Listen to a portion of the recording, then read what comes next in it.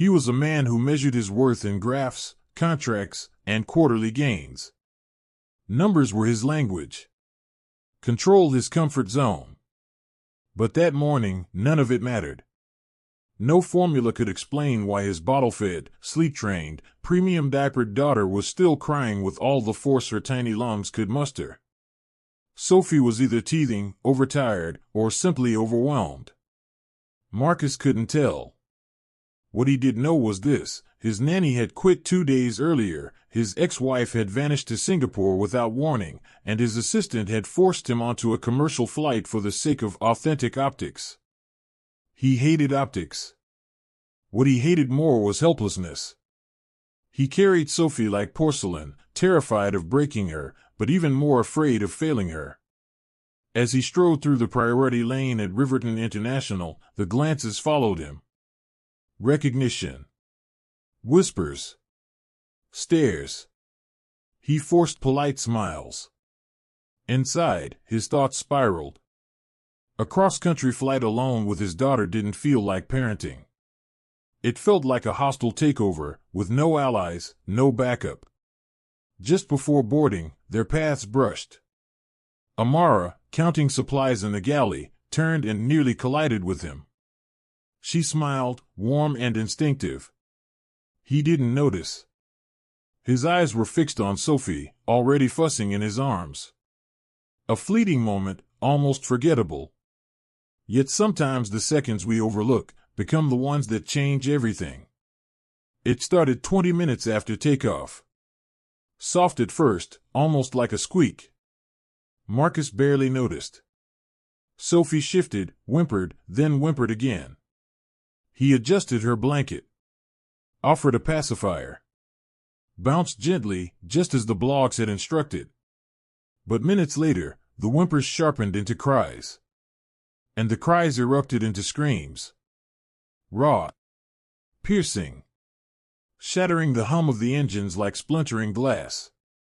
The sound pressed into every passenger's nerves. Marcus's chest sank. This wasn't fussiness. This was deeper. A cry no gadget could silence. He checked her diaper. Clean. Tried a bottle. Refused. Unbuckled his belt and began pacing the narrow aisle, whispering every soothing word he could remember. But Sophie only screamed louder, her tiny body trembling, as if the cabin walls themselves were closing in. Flight attendants rushed to help. One brought a warm bottle. Another tried rocking her. A third handed Marcus a lavender spray with a tight smile. Nothing worked. Across the aisle, a man groaned and pulled a blanket over his head. A woman in designer heels pressed her headphones tighter and sighed in exaggerated despair. Someone muttered, "This is why I don't fly with families." Marcus felt the sting of judgment seep into his skin. Every look. Every whisper. A crying baby wasn't unusual, but a billionaire who couldn't calm his own child? That was humiliation waiting to be broadcast. His pace quickened. He bounced Sophie harder, his pulse racing to match her cries. Sweat traced his temple. His jaw locked. And from behind the curtain in economy, Amara heard it all. She had heard babies cry before, in grocery aisles, in cafes, and church nurseries when mothers rushed back to work. But this was different. This wasn't just noise. This was a child in distress, surrounded by people who couldn't hear her. Amara closed her eyes. She breathed with the rhythm of Sophie's sobs. Noted the pitch. The breaks. The rise and fall. She knew that sound. Because once, not long ago, she had lived it herself. She was striking, but not in a polished, billboard, perfect way. Amara's beauty was quiet, enduring, the kind that stayed with you long after she left the room. Her skin carried a soft glow, her cheekbones framed her face with strength, and her eyes seemed to read you before you ever spoke. There was kindness in her smile, but also something sharper. The look of someone who had seen too much and survived every bit of it. Amara grew up in the rough edges of Harborview. Her mother worked back shifts at a care facility until illness stole her away when Amara was just 16. Her father drifted in and out of jail for as long as she could remember. That left Amara raising her two younger brothers, one battling asthma, the other born too early, fragile from the start. By the time she crossed her high school graduation stage, she could swaddle a baby blindfolded, manage a breathing treatment with one hand, and calm a toddler's tantrum with the other. Her motto was simple: survive today, prepare for tomorrow, protect the people you love. But survival leaves little room for dreams. She wanted to work with children as a therapist. And yet dreams cost money, and money was a stranger to her. So she worked wherever she could, waiting tables, babysitting, covering holiday shifts at the airport. Anything that pulled her closer to that distant goal. The airline job wasn't meant to last. It was a stopgap, a way to keep moving. A friend in HR slipped her onto the roster: low pay, no benefits. But it came with one gift: free standby flights. On her rare days off, she sat in the back of empty planes, a psychology book in her lap. Underlining words she barely understood, determined to learn anyway. No one on Flight 882 knew that story. But when she stepped forward, hand steady, voice even, heart wide, none of it mattered. In that moment, she wasn't just a young woman in an apron. She was the only soul on that plane who knew exactly what the crying child needed. Her day had begun like so many others: rushed, heavy, underpaid. A double shift at the all-night diner on Harborview Boulevard. The smell of burnt coffee and bleach clung to her clothes. Her feet ached, exhaustion pressed into her bones. She was ready for a few hours of sleep when her phone buzzed with a text from an unknown number. Need last-minute crew. 8:45 a.m. Riverton to Westport. Uniform provided. One-time sub. Interested? Her head screamed no, her empty wallet whispered yes. She typed back, on my way. By the time she reached the airport, dawn was breaking over the glass terminal. Streaks of gold slid across polished floors. In the staff locker room, she tied her curls into a tight bun, splashed cold water on her face, slipped into the Navy uniform. In the mirror, tired eyes stared back. But behind them was something stronger. She could do this. Meanwhile, across the city, in a penthouse of glass and steel towering over the skyline, Marcus Harlow was facing a very different kind of chaos. He was a man who measured his worth in graphs, contracts, quarterly gains. Numbers were his language, control his comfort zone. But that morning none of it mattered. No formula could explain why his bottle-fed, sleep-trained, premium, diapered daughter was still crying with all the force her tiny lungs could muster. Sophie was teething, overtired, or simply overwhelmed. Marcus couldn't tell. What he did know was this: his nanny had quit 2 days earlier, his ex-wife had vanished to Singapore without warning, and his assistant had forced him onto a commercial flight for the sake of authentic optics. He hated optics. What he hated more was helplessness. He carried Sophie like porcelain, terrified of breaking her, but even more afraid of failing her. As he strode through the priority lane at Riverton International, the glances followed him: recognition, whispers, stares. He forced polite smiles, but inside his thoughts spiraled. A cross-country flight alone with his daughter didn't feel like parenting. It felt like a hostile takeover. No allies, no backup. Just before boarding, their paths brushed. Amara, counting supplies in the galley, turned and nearly collided with him. She smiled, warm, instinctive. He didn't notice, his eyes fixed on Sophie already fussing in his arms. A fleeting moment, almost forgettable. Yet sometimes the seconds we overlook become the ones that change everything. It started 20 minutes after takeoff. Soft at first, almost a squeak Marcus barely noticed. Sophie shifted, whimpered, then whimpered again. He adjusted her blanket, offered a pacifier, bounced gently just as the blogs had instructed. But minutes later the whimpers sharpened into cries, and the cries erupted into screams. Raw, piercing, shattering the hum of the engines like splintering glass. The sound pressed into every passenger's nerves. Marcus's chest sank. This wasn't fussiness. This was deeper. A cry no gadget could silence. He checked her diaper, clean. Tried a bottle, refused. Unbuckled his belt and began pacing the narrow aisle, whispering every soothing word he could remember. But Sophie only screamed louder, her tiny body trembling as if the cabin walls themselves were closing in. Flight attendants rushed to help. One brought a warm bottle, another tried rocking her, a third handed Marcus a lavender spray with a tight smile. Nothing worked. Across the aisle a man groaned and pulled a blanket over his head. A woman in designer heels pressed her headphones tighter, sighed in exaggerated despair. Someone muttered, "This is why I don't fly with families." Marcus felt the sting of judgment seep into his skin. Every look, every whisper. A crying baby wasn't unusual. But a billionaire who couldn't calm his own child. That was humiliation waiting to be broadcast.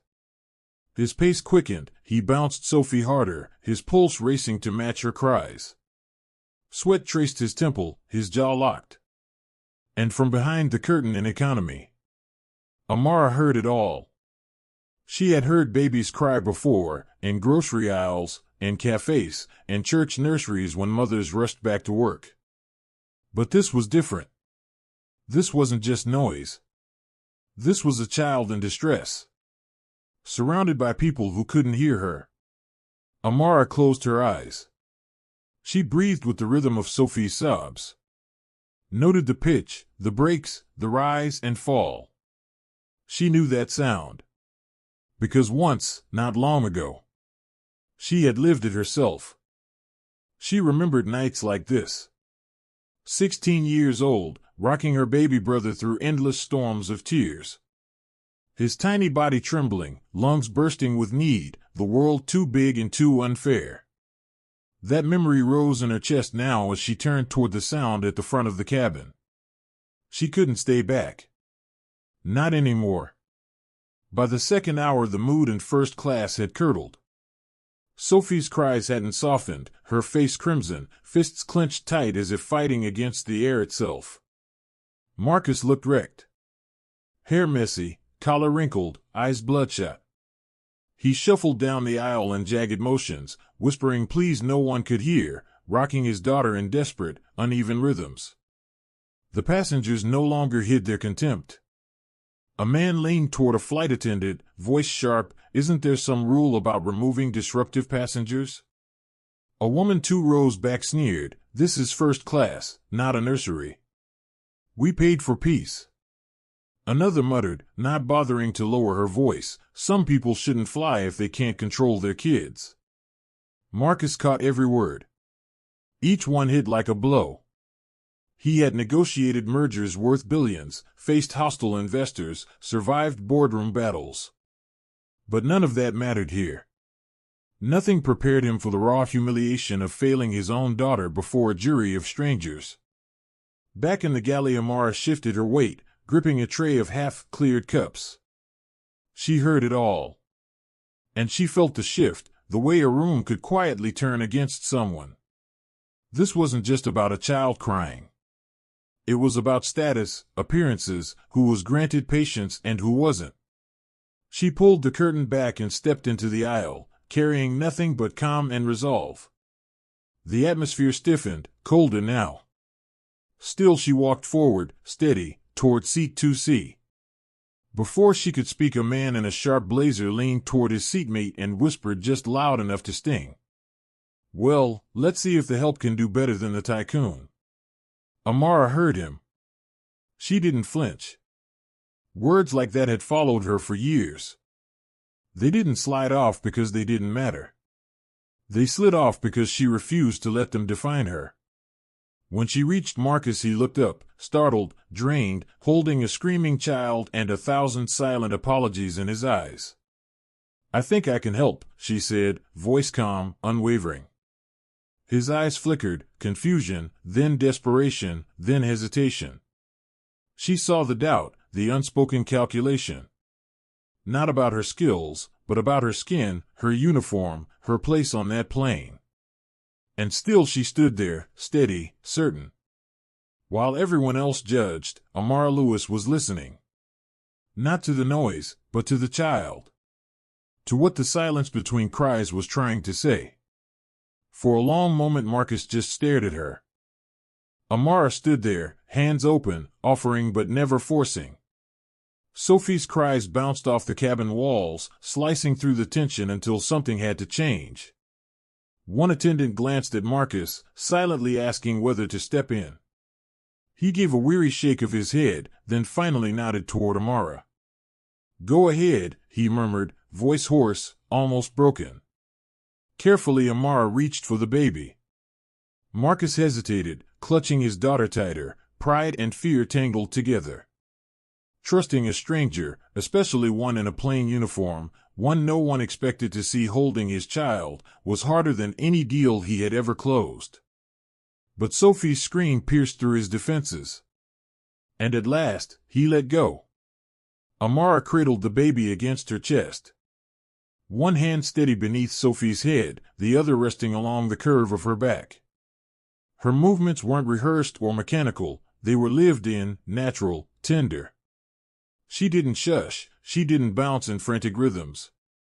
She simply adjusted Sophie against her shoulder and began to hum, low and steady, like a heartbeat you could feel more than hear. The cabin fell still. Not because the crying had ended, but because the way Amara carried herself changed the air around them. Her calm was contagious. Her control wasn't rigid, it was fluid.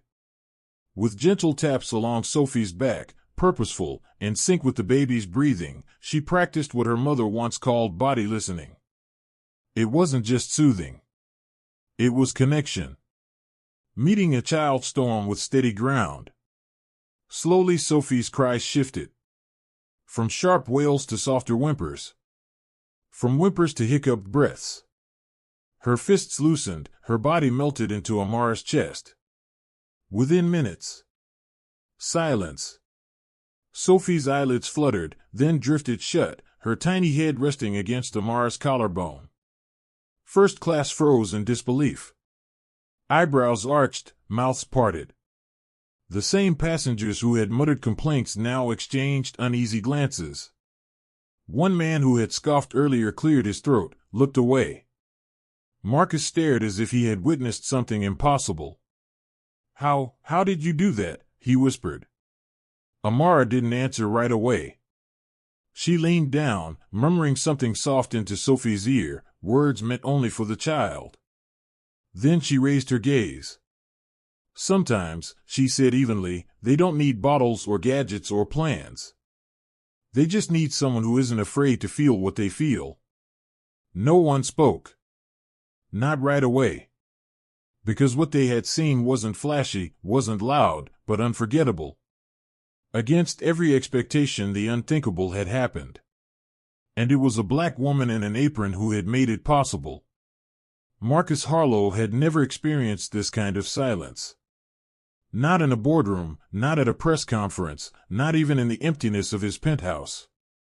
This wasn't just the absence of his daughter's screams. It was a deeper quiet. A silence that felt holy. He watched Amara gently sway with Sophie, her body instinctively matching the subtle roll of the plane. The hum had faded, but its calm still lingered in the air. Sophie slept soundly now, her tiny hand curled against Amara's shoulder as if it had always belonged there. Marcus cleared his throat, his voice uncharacteristically tentative. "How did you know what to do?" he asked, eyes never leaving his daughter's face. Amara didn't answer right away. She tucked the blanket closer around Sophie, checked her breathing, then finally lifted her gaze. "My little brother," she said quietly. "He was born 3 months too early. Fragile. Couldn't sleep more than an hour without crying. Doctors gave us charts, schedules, instructions, but none of it worked. My mom figured it out the hard way. She used to say, "You don't calm a baby with your hands, you calm them with your whole body." Marcus blinked. That wasn't advice you'd find in a medical textbook.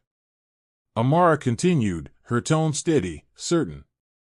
"It's called code regulation. If I'm tense, the baby feels it.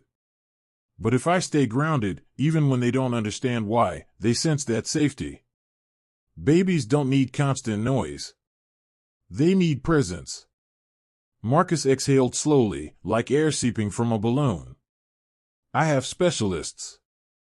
A whole team, pediatricians, consultants, development experts.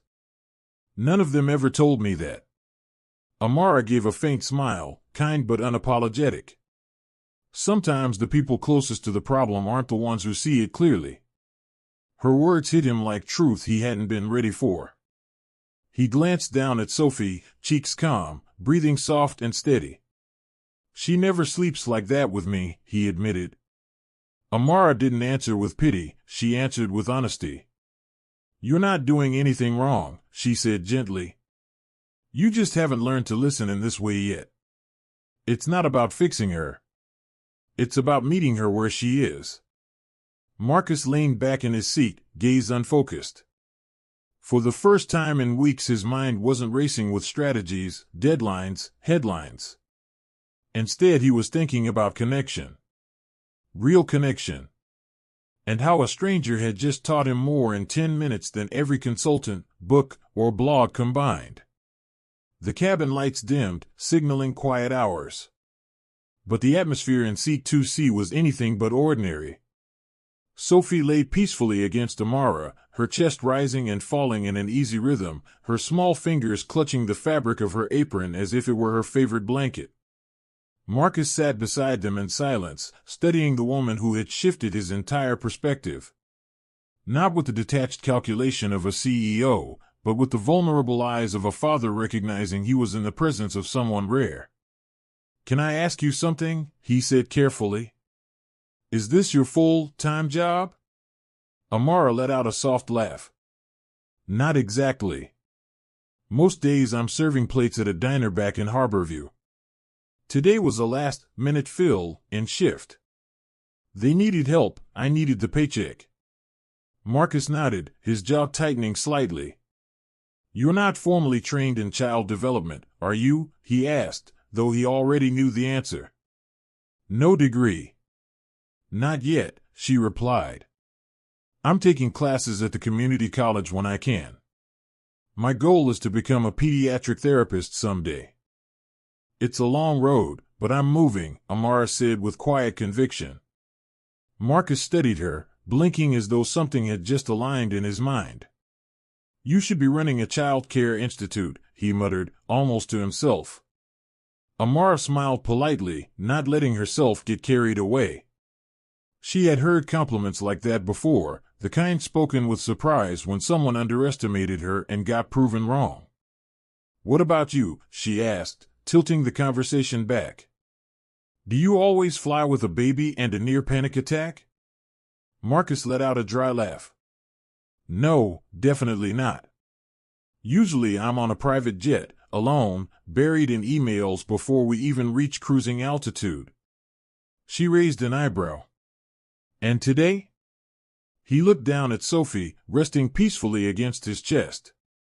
"Today I learned I don't know how to listen. At least, not in the way that matters." For a few minutes they sat in silence. Not awkward, not forced, steady, comfortable. Like two people who knew what it meant to carry more than anyone realized. "You're not what I expected," Amara admitted, voice low. "Men with your kind of money don't usually ask real questions." Marcus glanced at her. "You're not what I expected either." Their eyes met, not with sparks or cinematic drama, but with honesty. Two people from completely different worlds, one in polished leather shoes, the other in slip-resistant soles. And somehow here, in the middle of the sky, they found common ground. Not because they had to, but because they chose to look past the labels that said they shouldn't. The seatbelt sign chimed softly overhead. Neither of them shifted. For the first time since takeoff, the cabin didn't feel divided, it felt human. But the peace didn't last. Just as Amara carefully began transferring the sleeping baby back into Marcus's arms, a sharp voice sliced through the comm. "Miss Lewis." A woman in a tailored blazer stepped into first class, clipboard tucked beneath one arm. Her tone wasn't loud, but it carried the weight of authority, the kind that made spines straighten instinctively. Amara turned, posture tightening without thought. "May I speak with you in the galley?" the woman asked, though it felt less like a request and more like a command. Marcus looked from Amara to the supervisor, sensing tension ripple through the air. "Is everything all right?" he asked carefully. The woman gave him a practiced smile that didn't reach her eyes. "This won't take long." Amara handed Sophie back. Marcus held his daughter with a mixture of pride and unease. She followed the supervisor down the aisle, past dimmed reading lights and dozing passengers. The galley was colder, the hum of the engines louder here. The supervisor shut the door behind them, her expression hardening the moment they were out of sight. "What were you thinking?" she hissed, her professional mask slipping away. "You are not authorized to enter first class unless instructed by your lead. You were assigned to economy." Amara steadied herself. "I was trying to help." "That is not your job," the woman snapped. "You overstepped.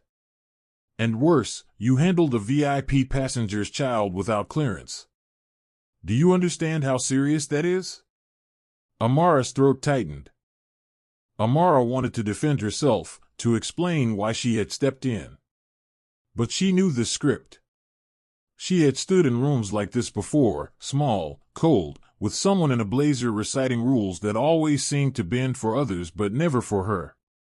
"I didn't think helping a crying baby required permission," she said quietly.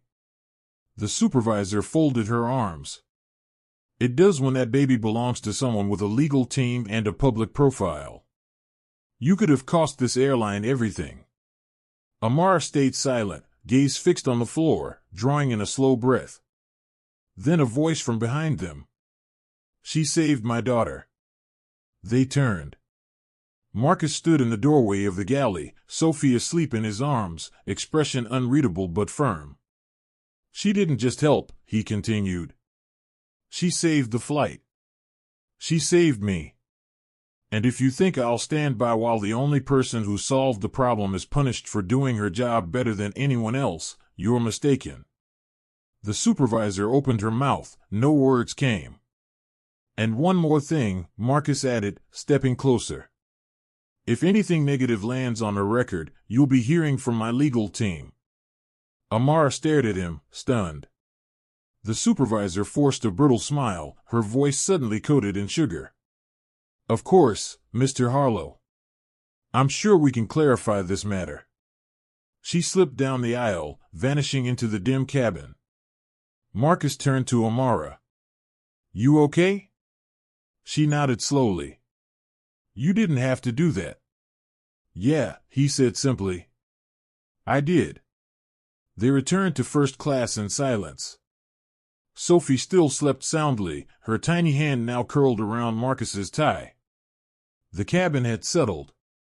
The chaos of earlier was a fading echo. Some passengers dozed, others scrolled their phones, but a few eyes lingered as Amara eased into the empty seat beside Marcus without hesitation. Marcus adjusted Sophie gently, then looked at Amara. His expression held thought, weight, curiosity. Finally he spoke. "Have you ever considered working with children full-time?" Amara blinked, caught off guard. "Yes. That's the dream. I'm studying for it." Slowly. "Why slowly?" She let out a quiet laugh. "Because books cost money. Because community college fills fast. Because rent and groceries and my brothers come first." Marcus nodded, as though he understood more than she expected. "What would it take to make it happen faster?" he asked. Amara hesitated. A miracle. He smiled faintly at that, but his tone shifted, serious now. I'm not talking about charity, he said. I believe in investing in people who've proven they know what they're doing, even when the world hasn't recognized them yet. She raised an eyebrow, uncertain of his meaning. I own a network of early development centers in California, he explained. We focus on high emotion, trauma-informed childcare. We've been searching for someone to lead a new pilot program in San Aria. Until about an hour ago. I didn't know who that person was. Amara's breath caught. I'm offering you a position, Marcus said plainly. A paid internship to start, full tuition covered at any school you choose, relocation assistance, and mentorship from my lead staff. Amara wanted to defend herself, to argue her case. But she already knew how this scene usually ended.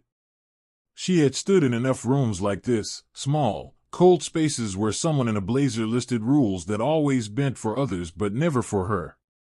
I didn't think helping a crying baby needed permission, she said softly. The supervisor folded her arms. It does when that child belongs to someone with lawyers and a public image. You could have put us at risk. Amara stayed silent, eyes lowered, drawing in a slow breath.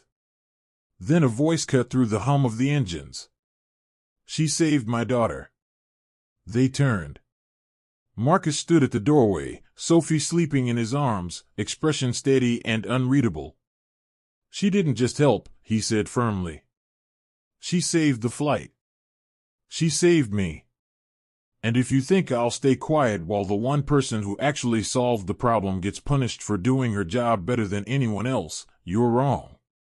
The supervisor opened her mouth, no reply came. And another thing, Marcus added, stepping closer, voice edged with authority. If this incident touches her record, my legal team will be involved. Amara froze, stunned. The supervisor forced a brittle smile, tone suddenly syrupy. Of course, Mr. Harlow. I'm sure we can clarify the matter. As she retreated down the aisle, Marcus turned to Amara. You okay? She nodded slowly. You didn't have to do that. Yeah, he said simply. I did. They returned to first class in silence. Sophie still slept, her small hand curled securely around Marcus's tie. The cabin was calmer now, the storm of earlier only a fading memory. Passengers dozed, some scrolled their screens, while a few eyes lingered as Amara slid into the empty seat beside Marcus without hesitation. Marcus adjusted Sophie gently, then looked at Amara. His eyes searched hers, thoughtful, quiet. Finally he spoke.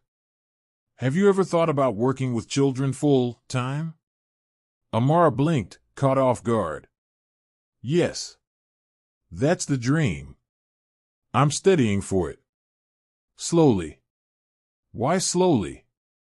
She let out a small laugh. Because books cost money. Because community college fills fast. Because rent, groceries, and raising my brothers come first. Marcus nodded, as though he understood more than she expected. What would it take to make it happen sooner? Amara hesitated. A miracle. He smiled faintly, but his voice grew more serious. I'm not talking about charity, he said. I believe in investing in people who've proven what they're capable of, even when the world hasn't noticed yet. She raised an eyebrow, uncertain where he was going. I own a network of early development centers in California, he explained. We focus on high emotion, trauma-informed childcare. We've been searching for someone to help launch a new pilot program in San Aria. Until about an hour ago.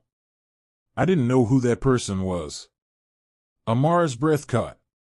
I'm offering you a position, Marcus said plainly. A paid internship to start, full tuition at any school you choose, relocation support, and mentorship from my lead staff. Sometimes life doesn't reward noise or power. Sometimes it rewards stillness, presence, the courage to listen when no one else will. Amara Lewis was never supposed to be on that flight. She wasn't supposed to walk into first class, and she certainly wasn't expected to be the one who made a wealthy mogul stop, reflect, and grow. But life has a way of rewriting the script when we least expect it. That day, high above the ground, surrounded by whispered judgments and invisible rules, Amara didn't ask permission to do what she knew was right. She stepped forward not to prove herself, but to meet a need. And because of that, a child found peace, a father discovered humility, and a woman who had always known her own worth finally saw it recognized by someone else. This isn't just a story about a crying baby. It's a reminder that empathy isn't a privilege reserved for the powerful. That wisdom doesn't always come with titles or degrees. That sometimes the person most overlooked is the one holding the answer. So the next time you find yourself in your own version of first class, at work, at home, anywhere in life, pause. Look around. Who is quietly carrying the weight, holding things together without recognition? That might be your Amara. And maybe, just maybe, you're someone else's. If this story touched you, if you believe the right moment can change a life, share this video with someone who needs to hear it. Drop a comment below, tell us where you're watching from, we read every single one. And if you haven't already, subscribe, because each week we share true stories like this, stories of heart, of hope, of unexpected heroes. This is a Black story, yes. But above all, it's a human one.